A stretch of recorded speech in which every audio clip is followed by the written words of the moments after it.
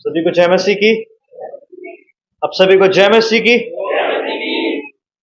हम प्रभु का धन्यवाद देते हैं प्रभु यीशु मसीह का कि प्रभु यीशु मसीह ने हमें अनाथ और अकेला नहीं छोड़ा है। प्रभु यीशु मसीह का पवित्र आत्मा हमारे अंदर रहता है, हमारे साथ रहता है। हम जिस प्रकार से आज बैठे हैं, चाहे ऑनलाइन हो चाहे ऑफलाइन हो, हम सब पवित्र आत्मा की मदद को मांगेंगे और बोले, प्रभु जी मैं अपने कानों में आपके लहू को लगाता हूं। आपका वचन प्रभु यीशु मसीह मेरे एक कान से निकल के दूसरे कान से बाहर न निकले। मैं अपनी आंखों में आपके लहू को लगाता हूं। मेरे विवेक पे पवित्र आत्मा आपका कंट्रोल पाए ताकि वचन कहीं से प्रभु यीशु मसीह निकले ना। प्रभु जी हम अपनी सारी लीकेजेस को आपके लहू से बंद करते हैं और प्रभु जी ये वचन हमारे अंदर काम करने पर। आमीन। आप सभी का सीएमडी की ऑफलाइन और ऑनलाइन संडे सर्विस में स्वागत है। आइए हम लोग अपने अपनी बाइबल्स को निकालेंगे, पवित्र शास्त्र को हम लोग सब निकालेंगे। हम सब अपनी अपनी डायरीज और अपने अपने पेन्स को निकालें ताकि हम लोग नोट डाउन कर सके, हम लोग लिख सकें। हम अपनी अपनी बाइबल्स में खोलेंगे मरकुस रचित सुसमाचार, दूसरा अध्याय 13 से लेके 17वीं आयत तक हम पढ़ेंगे। मरकुस रचित सुसमाचार उसका दूसरा अध्याय 13 से लेके 17वीं आयत तक हम पढ़ेंगे। The gospel according to Saint Mark chapter 2 verses 13 to 17। इस अध्याय का शीर्षक है लेवी का बुलाया जाना। किसका बुलाया जाना? लेवी का बुलाया जाना। मैं आप सभी के सामने पढ़ूंगा। यहां पे मरकुस लिखते हैं, फिर वह निकलकर झील के किनारे गया और सारी भीड़ उसके पास आई। भीड़ प्रभु यीशु मसीह के पास आई और यीशु मसीह उन्हें उपदेश देने लगा। जाते हुए उसने हलफई के पुत्र लेवी को चुंगी की चौकी पर बैठे देखा और उससे कहा, मेरे पीछे हो ले। और वह उठकर उसके पीछे हो लिया। जब वह उसके घर में भोजन करने बैठा तब बहुत से चुंगी लेने वाले और पापी यीशु और उसके चेलों के साथ भोजन करने बैठे, क्योंकि वे बहुत से थे और उसके पीछे हो लिए थे। शास्त्रियों और फरीसियों ने यह देखकर कि वे तो पापियों और चुंगी लेने वालों के साथ भोजन कर रहा है, उसके चेलों से कहा, वे तो चुंगी लेने वालों पापियों के साथ खाता पीता है। यीशु ने यह सुनकर उनसे कहा, भले चंगों को वैद्य की आवश्यकता नहीं परंतु बीमारों को है। मैं धर्मियों को नहीं परंतु पापियों को बुलाने आया हूं।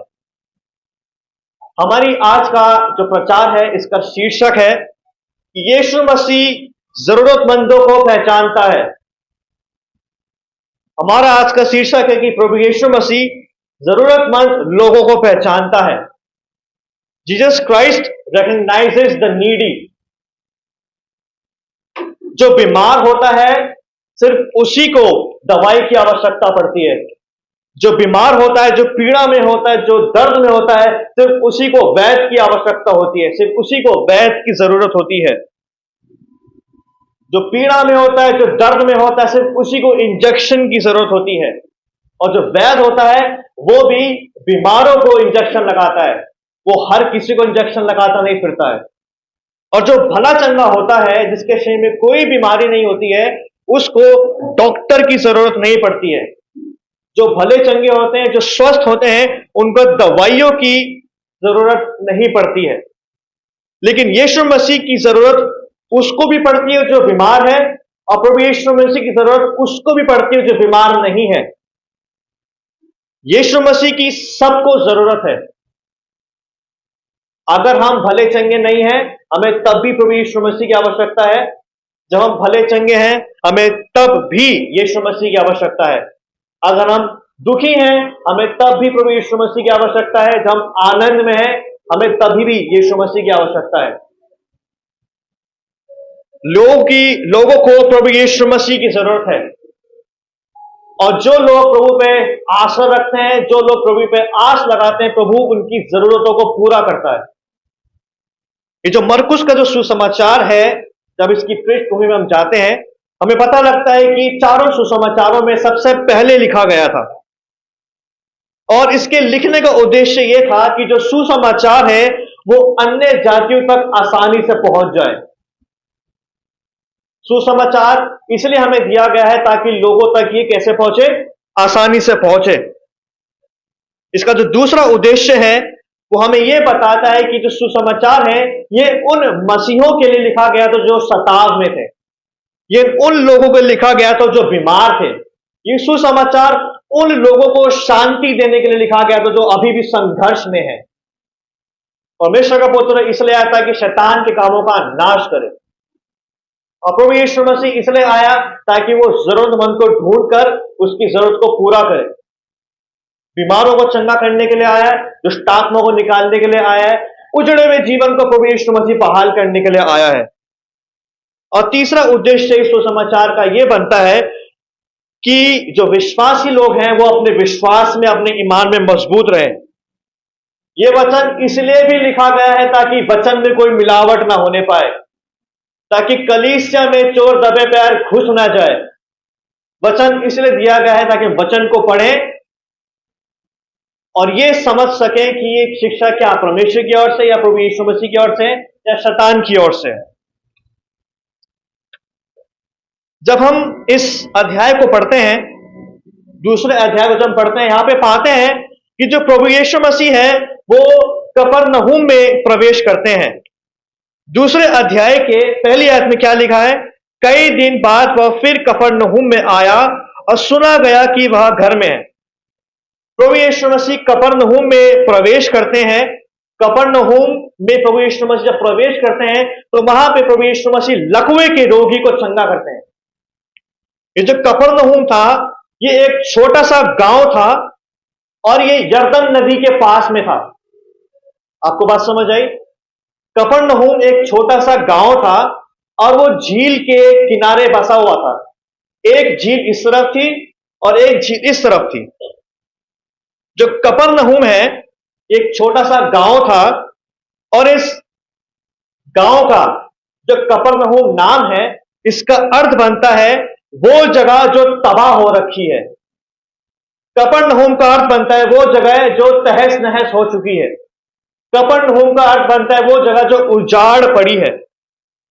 प्रभु यीशु मसीह ऐसी जगह में प्रवेश करते हैं जो तबाह है, ऐसी जगह में प्रवेश करते हैं जो तहस नहस है। जब प्रभु यीशु मसीह ऐसी जगह में प्रवेश करते हैं तो उस जगह में प्रवेश करके प्रभु यीशु मसीह उसको फिर से बनाने लगते हैं। प्रभु यीशु मसीह तहस नहस वाली जगह में प्रवेश करते हैं और उसको अंदर से खूबसूरत और सुंदर बनाने लगते हैं। उसी प्रकार से प्रभु यीशु मसीह ऐसे उजाड़ जीवन में प्रवेश करता है और उस उजाड़ जीवन को प्रभु यीशु मसीह खूबसूरत बनाने लगता है।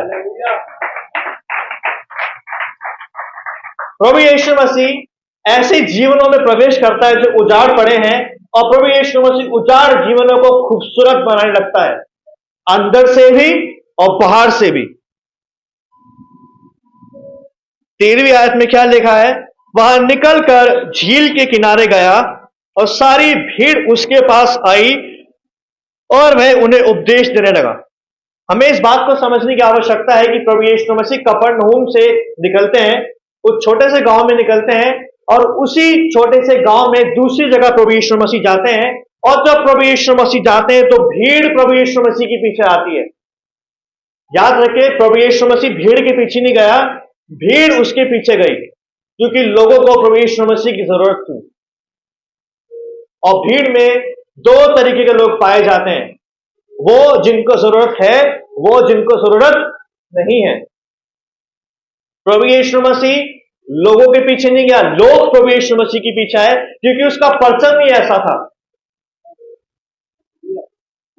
लोग क्यों यीशु मसीह के पीछे आते थे? क्योंकि परमेश्वर की उपस्थिति उसके साथ चलती थी। और आज के जमाने के पादरी प्रचारक लोगों के पीछे जाते हैं। प्रभु यीशु मसीह अपने परमेश्वर के पीछे जाता था और भीड़ उसके पीछे पीछे आती थी। आज के जमाने के प्रॉफिट्स जो अपने आप को बोलते हैं वो लॉस में है, क्योंकि वो परमेश्वर के पीछे जाने के बजाय लोगों के पीछे जाते हैं। उसी छोटे से कस्बे में, उसी छोटी से गांव में प्रभु यीशु मसीह दूसरी जगह जाता है और दूसरी जगह जाके भी प्रभु यीशु मसीह वो काम करता है जिसके लिए उसको भेजा गया था। प्रभु यीशु मसीह कफरनहूम में लकवे के रोगी को चंगा करते, उसको खड़ा करते हैं और वहां से निकल के प्रभु यीशु मसीह दूसरी जगह चले जाते हैं। दूसरी जगह जाके प्रभु यीशु मसीह फोटो नहीं खिंचाते। दूसरी जगह जाके यीशु मसीह दोस्तों से मिलते नहीं है। दूसरी जगह जाके यीशु मसीह नहीं बोलते आज बहुत काम कर लिया, आज सोएंगे। नहीं, वो उसी काम में लग जाता है जिसके लिए उसे भेजा गया था। वो फोटो नहीं खिंचाता, आओ भाई फोटो खींचेंगे, आओ फोटो खींच के इस ग्रुप पे डालते हैं, फंड आएंगे, आज रेस्ट करेंगे, अब बहुत काम कर लिया। नहीं, प्रभु यीशु मसीह उस काम में लगा हुआ था जिसके लिए उसको भेजा गया था। वो बीमारों को चंगा करता फिरा, वो दुष्टात्मा को निकालता फिरा, वो उजाड़ जीवनों को भला करता फिरा, वो तहस नहस जगह को फिर से खूबसूरत बनाने लगा जिसको शैतान ने खराब कर दिया था। शैतान का काम है बदसूरत बना देना, यीशु मसीह का काम है सुंदर बना देना। इस बात को याद रखें कि यीशु मसीह जरूरतमंद लोगों को पहचानता है। अगर आपको लगता है कि मुझे जरूरत नहीं प्रभु यीशु मसीह की, तो हम प्रभु का काम कभी नहीं देख पाएंगे। हमें अपने जीवन में ये बोलना चाहिए, प्रभु मुझे 24 घंटे आपकी आवश्यकता है, 24 घंटे मुझे आपकी जरूरत है। 14वीं आयत में लिखा है, जाते हुए उसने हलफई के पुत्र लेवी को चुंगी की चौकी पर बैठा देखा और उससे कहा मेरे पीछे हो ले, और वह उठकर उसके पीछे हो लिया। उसी जगह पर, उसी गांव में दूसरी जगह एक और जरूरतमंद व्यक्ति रहता था, उसका नाम था मती।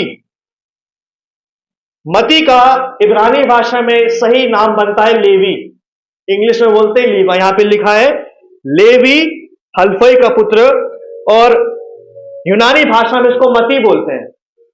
लेकिन जब हम इसकी पृष्ठभूमि में जाते हैं तो मती का जो सही नाम बनता है वो है मतित याहू। मती का इब्रानी भाषा में सही नाम बनता है मतित याहू, और मती के नाम का अर्थ बनता है परमेश्वर का तोहफा। मती लेवी हलफई का पुत्र मतित याहू का सही अर्थ बनता है परमेश्वर का तोहफा। उसको परमेश्वर की ओर से गिफ्ट मिला था, उसे परमेश्वर यहोवा की ओर से एक तोहफा मिला था।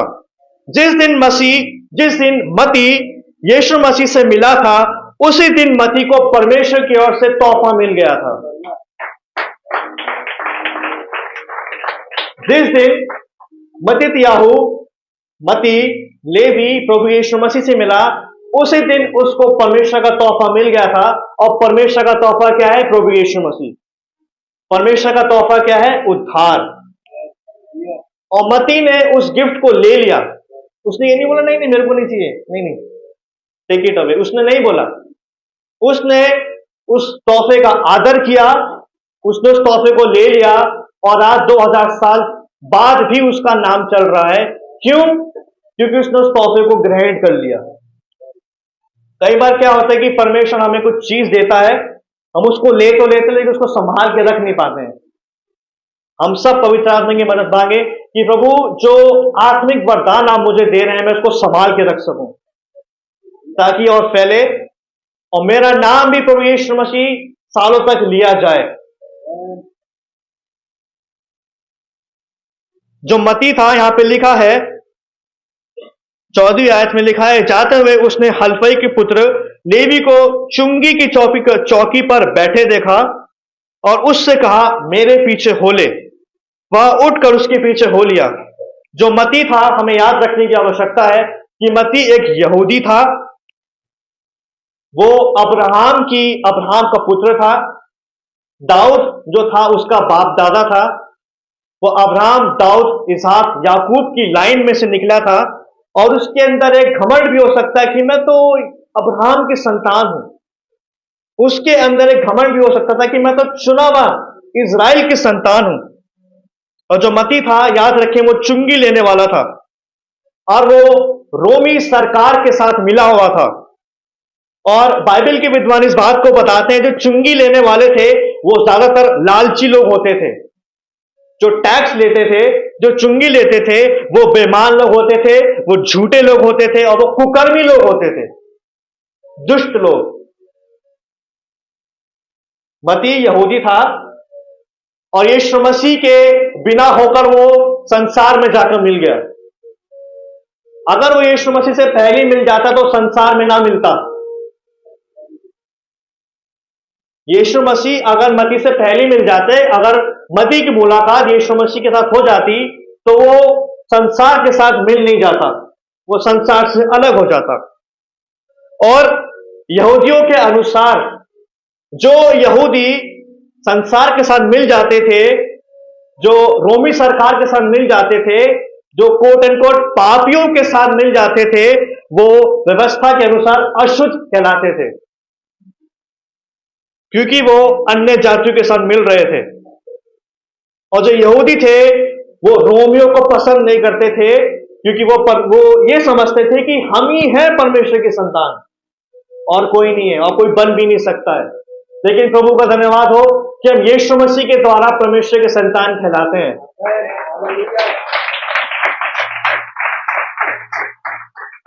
मती एक चुंगी लेने वाला व्यक्ति था, और उसको सचमुच में सच्चे खुदावंत की जरूरत थी। वो एक जरूरतमंद व्यक्ति था। इसी वजह से प्रभु यीशु मसीह की नजर सिर्फ मती पर पड़ी, और सारे यहूदियों में मती अकेला अमीर व्यक्ति था। वो अच्छा जीवन जी रहा था। यहूदी उसको देख के चिढ़ते भी थे कि इतना अमीर क्यों है, हम क्यों नहीं है। उसके पास अच्छा ऑफिस था, जाड़े के टाइम में उसके पास अंगीठी अच्छी वाली थी, उसके सर के ऊपर अच्छी छत थी, अच्छा फर्नीचर था, सोफा लगा हुआ था, और उसके पास सरकार की क्या थी, सुरक्षा थी। इस बात को देख के भी यहूदी चिढ़ गए थे कि इतना ऊंचा क्यों है। लेकिन प्रभु यीशु मसीह लेवी को, मत्तित्याहू को, मती को अपने ऑफिस में देखते हैं, और जैसे ही प्रभु यीशु मसीह की नजर मती पे पड़ती है, प्रभु यीशु मसीह मती को बोलते हैं कि क्या कर, मेरे पीछे हो ले। और ये देखकर यहूदी चिढ़ गए कि इसको क्यों बुला रहा है, इसको ये क्यों बुला रहा है, ये तो हम में का है भी नहीं।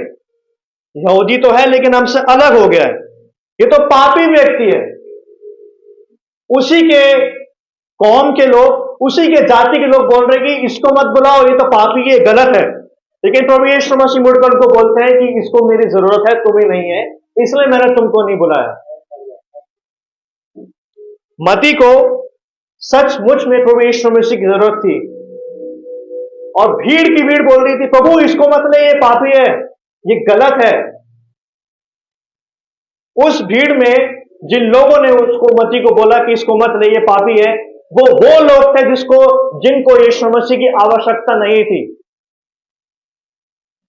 मैंने आपको बोला कि भीड़ में दो तरीके के लोग पाए जाते हैं।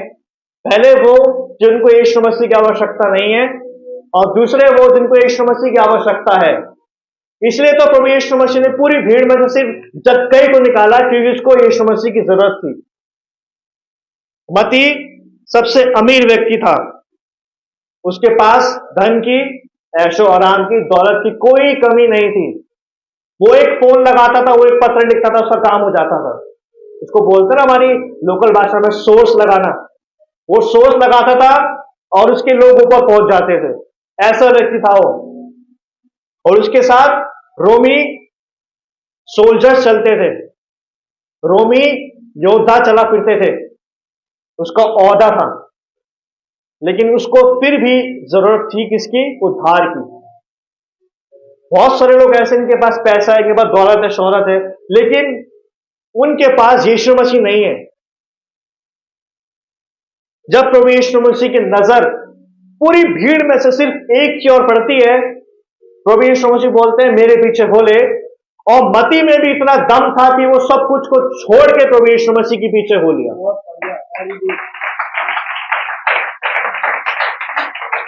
इतना पैसा होने के बाद भी वो प्रभु यीशु मसीह के पीछे हो लिया। अपने औहदे को नीचे गिराकर वो प्रभु यीशु मसीह के पीछे हो लिया। बाइबल के विद्वान इस बात को बताते हैं कि जो मती था, उसने सोचा नहीं कि मैं क्या खाऊंगा। ड्राई फ्रूट उसके ऑफिस में रखे रहते थे, मीट मांस मछली उसके ऑफिस में रखा रहता था। उसने सोचा नहीं कि मुझे मिलेगा कि नहीं मिलेगा, क्योंकि इसकी जरूरत ड्राई फ्रूट्स नहीं थे। उसकी जरूरत दूध मक्खन मलाई नहीं था, मती की जरूरत यीशु मसीह था।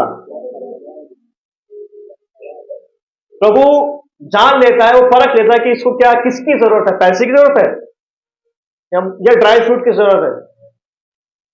उस समय मती की प्रथम जरूरत प्रभु यीशु मसीह था, इसलिए प्रभु यीशु मसीह ने पूरी भीड़ में से उसी को पहचाना, जक्कई के समान। और मती यीशु मसीह के पीछे क्यों गया? इसलिए गया क्योंकि मती को पता था कि मेरी प्यास सिर्फ यही बुझा सकता है, मेरी जरूरत को सिर्फ यही पूरा कर सकता है। और मती एक ऐसा व्यक्ति था जिसको अपने ही लोगों ने ठुकरा दिया था। वो ऐसा व्यक्ति था जिसको अपने ही लोगों ने अपने पास से हटा दिया था कि तुम निकलो, तुम पापी हो, तुम चुंगी लेते हो, तुम हमारे कौम के लोग नहीं हो। लेकिन प्रभु यीशु मसीह ऐसा नहीं है कि आपको ठुकरा देगा, वो ऐसा नहीं कि आपको वो फेंक देगा, मेरे पास तुम गंदे हो, नहीं।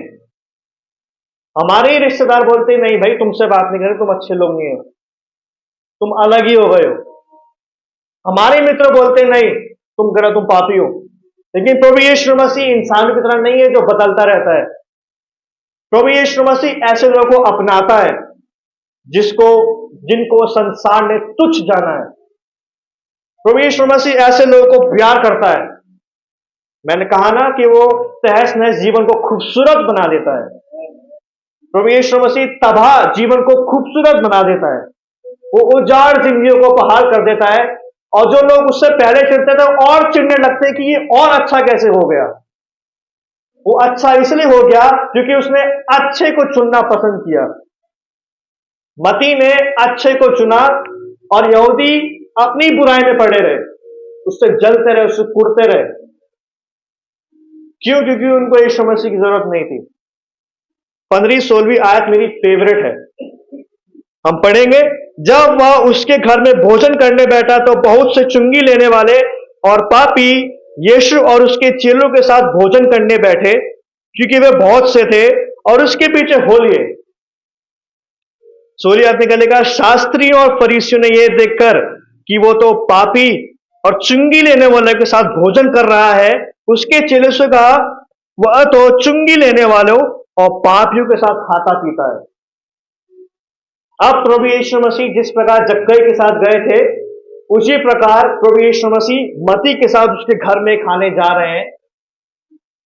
मती ने अपना घर प्रभु यीशु मसीह के लिए खोल दिया था, उसने अपना जीवन प्रभु यीशु मसीह के लिए खोल दिया था। अब प्रभु यीशु मसीह उसके जीवन में प्रवेश कर रहे हैं, और अब यहां से मती का जीवन बदलने वाला है। अब यहां से उसका नाम 1000 सालों तक लिया जाएगा।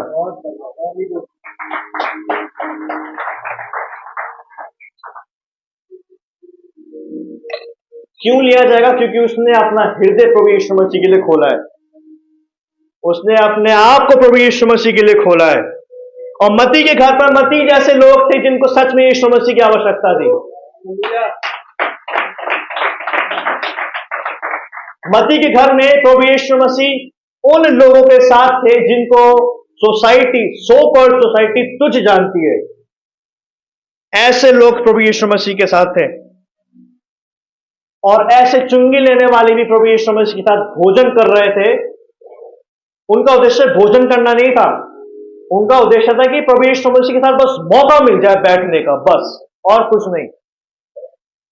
ऐसी भीड़ लगी हुई थी, और मसीह का घर भी बहुत बड़ा था। घर को देख के भी लोग चिढ़ते थे, उसकी तरक्की को देख के लोग चिढ़ते थे। अब तो वो और तरक्की करेगा क्योंकि यीशु मसीह के साथ है। हमारे कलीसियाओं में जीते जाते उदाहरण बैठे हैं जिन्होंने तरक्की पाई और आगे भी पाएंगे। 16वीं आयत में मेरी फेवरेट है, शास्त्री फरीसियों कैरेक्टर बहुत अच्छा लगता है मेरे को। शास्त्री और फरीसियों ने यह देखकर कि वह तो पापी हो और चुंगी लेने वालों के साथ भोजन कर रहा है, उसके चेलों से कहा, यह तो चुंगी लेने वाले और पापियों के साथ खाता पीता है। जो शास्त्री और जो फरीसी थे, ये यहूदी क्लास में, ये यहूदी सोसाइटी में बहुत ऊंचे लोग हुआ करते थे। शास्त्री फरीसी सदूकियों में अंतर है। जो शास्त्री थे वो व्यवस्था को लिखते थे, बाइबल प्रिंट करते थे। जैसे आज बाइबल प्रिंटिंग प्रेस होती है, संगीत भाई जानते होंगे। प्रिंट करने वाले अलग थे, बाइबल को लिखने वाले और प्रिंट करने वाले अलग थे। और जो फरीसी थे ये उपदेश देने वाले थे, ये रटते थे, ये सिर्फ रटते ही थे, यहां काम हुआ यहां नहीं हुआ। फरीसियों ने अपने दिमाग को भर लिया, हृदय खाली है। और सबसे अच्छी बात मुझे इनकी ये लगती है कि दोनों आपस में चिढ़ते थे। फरीसी, सदूकी और शास्त्री, ये तीनों आपस में चिढ़ते थे, एक दूसरे को देखना पसंद नहीं करते थे, लेकिन यीशु मसीह के खिलाफ बोलने के लिए तीनों एक हो जाया करते थे।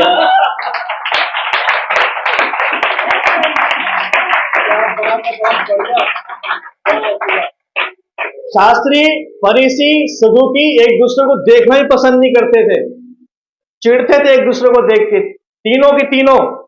और यीशु मसीह के, जहां यीशु मसीह के लिए बोलना, तीनों एक हो जाते थे। और ये दुष्ट आत्मा आज भी कलीसियों में काम करती है, ये स्वभाव आज भी कलीसियों में काम करता है कि तीन लोग एक साथ रहें, एक चिढ़ते भी रहेंगे, अगर किसी के खिलाफ बोलना तीनों एक भी हो जाएंगे। और जैसे ही वो व्यक्ति आता है तीनों तितर बितर, जैसे यीशु मसीह के सामने आता है तीनों तितर बितर हो जाते थे, क्योंकि खोट है ना। इन्होंने क्या बोला कि ये तो पापियों के साथ खाता है, ये तो तुच्छ लोगों के साथ खाता है, ये अपना आपको यहूदी बोलता है, तुम मसीह हो और ऐसे लोगों के साथ जाके बैठते हो, तुम मसीह हो और ऐसे काम करते हो, पापियों के साथ जाते हो। हम मसीहों में क्या गलती है, क्या कमी है?